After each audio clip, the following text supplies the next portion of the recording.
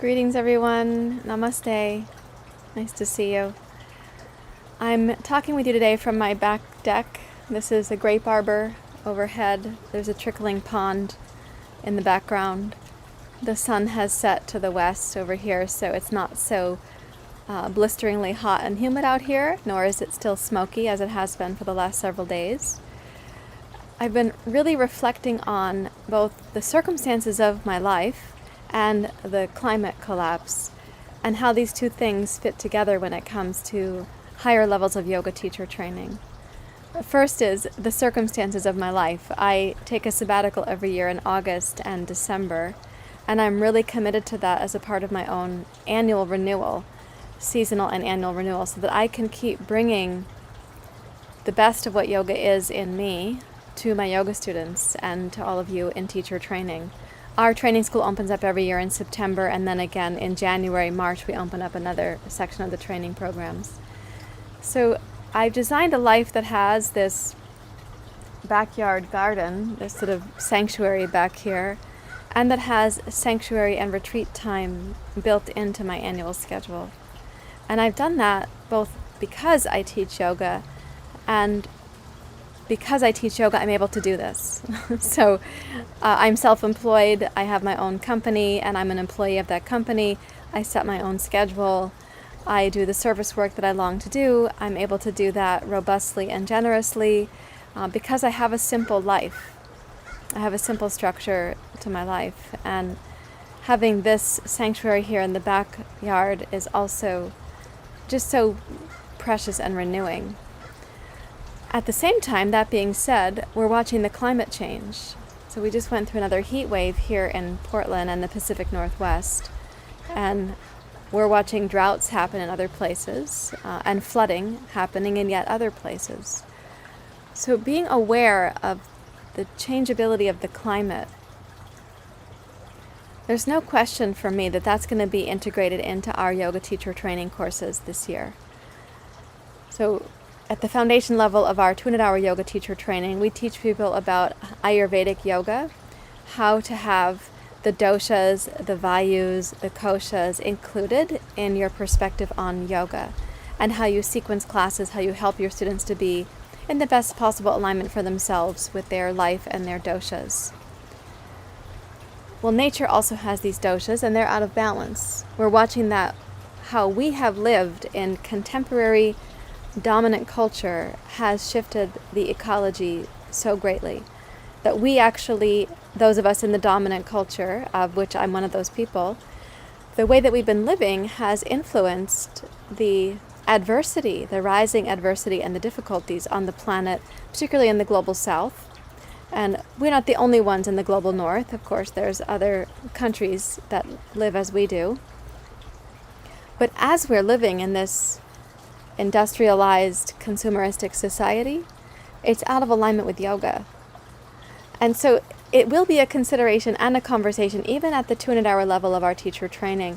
But specifically at the 300-hour level of teacher training, I want to train you to work with students coming to see you who have the physical, mental, and emotional, psychological, and spiritual questions about living yoga in their life, and doing that while the climate is changing around them. These might be questions that you have, actually. You know, how are you going to just go on teaching yoga the way we have been without mentioning it? In a similar way as last year, we had to talk about, I chose to speak about racism and coronavirus and pandemics and everything happening on the planet becomes a part of our yoga teacher training conversations.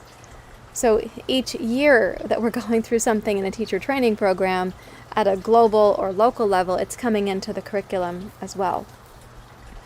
So this is a personal and professional commitment from me to my local community, to my regional community, to society, and to the global ecological crisis. So I want to encourage you to join us, to come along for the journey, and to really start looking at how can you recalibrate your life, including that you have enough economic resource, you have enough financial stability to have your life based in yoga, and the way that you come to that financial stability is through your dedication to yoga, right? That it's something that's intertwined in your life. So that's also a part of our training conversation when we come together. Now, we do begin with the 4 foundational modules at the 300-hour training. They are mindfulness-based yoga, which is an entire reworking of recalibrating, bathing the nervous system and the mind and the brain in this beautiful process of mindfulness intertwined with the yoga. In fact, the vessel of yoga for the purpose of mindfulness. Then we have our adaptive yoga module, which is how do you really adapt the practice to people's medical sensitivities? I've had several medical sensitivities myself, so I do kind of specialize in helping people to adapt their yoga to their circumstances. And then we have Ayurvedic restorative yoga, which is really looking at the medicine of Ayurveda in the restorative practices to further balance people's internal digestive, endocrine, and immune systems, to give them the best possible mental and spiritual well-being that they can have.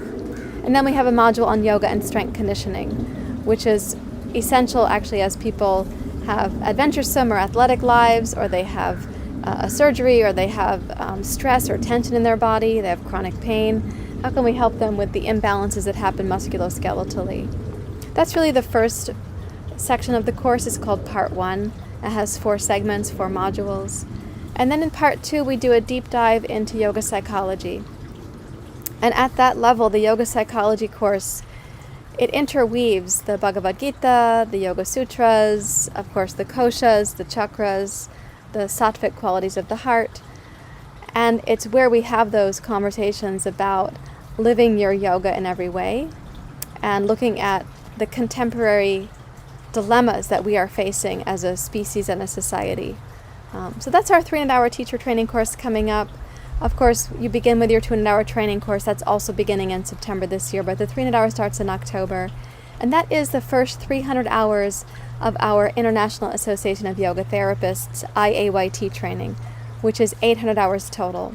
So this next program is 300 hours, the first 300 hours of your 800 hour, and the completion of your 500 hour with the Yoga Alliance. If that's confusing, please look at my website because we talked about it in more details there, and sometimes it's easier to see it written down where you're reading it to better understand it. So I just wanted to share a part of my life here with all of you and to comment on the climate as a part of what we're going to be discussing. A really important imperative for us to be discussing it in yoga teacher trainings coming up here. Just in case you missed the module on the restorative, the module, I just did a webinar, sorry, my train of thought went away. The webinar that I just taught yesterday was on trauma-informed lenses for Ayurveda. So in case you missed that, you can ask us about it, how to get a link to see the recording of that. And then in case you missed the discussion that I did about the hybrid, what I called the online, in-person, hybrid satellite learning model, that video is on the website too. And that's how we're going to be conducting our 200 and our 300-hour yoga teacher trainings. We're still, navigating the pandemic and wanting to have the structure of the program be suitable for what that is. So let me say good evening to you all, and I hope that you're doing well. May your yoga be strong in your life, and I look forward to hearing from you with any questions that you might have. Okay. Thank you all very much. Namaste.